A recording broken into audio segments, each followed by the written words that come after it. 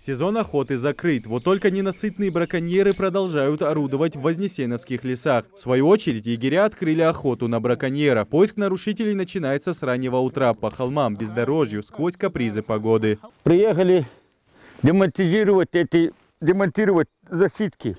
Вчера при обходе опять мы обнаружили 4 штуки их. Ежедневно сталкиваемся. Вот в течение 30 лет они делали. Вот тропа, кабаны приходят обтираться вот мазутой. Везде, где они делали, это с Моздовского района ребята делают. Один и тот же почерк, мазутой мажут вот это. И кабаны вот, как видите, приходят сюда обтираться. Вот засидка. Вот там он садится с прицелом ночного видения. И как только обтираться приходит, стреляют. Тут даже следы вот свежих нету. От выстрела вот следы есть, попадали даже.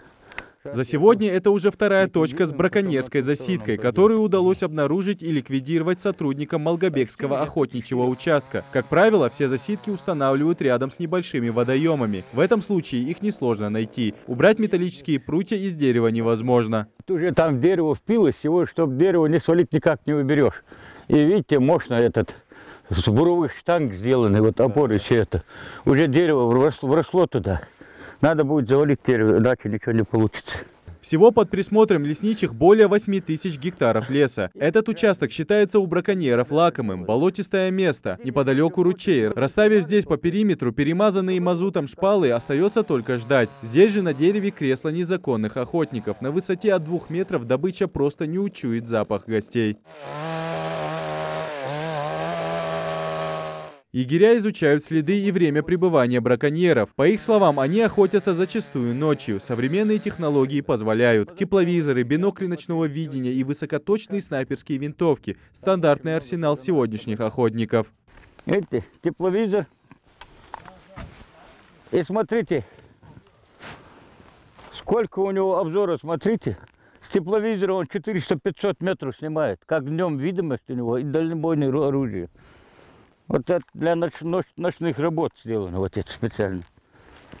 По словам охотоведов, браконьерством здесь занимаются гости из соседних республик. Именно для них этот лес стал излюбленным уголком, где водятся барсуки, лисы, волки и кабаны. В среднем в год до полусотни человек ловят на незаконной охоте на Вознесеновском хребте. Штраф за браконьерство разный, зависит от зверя, ситуации и времени года. Ему, если он с убийством кабана поймаем, с убитым кабаном, если самка, 90 тысяч он имеет право штрафа.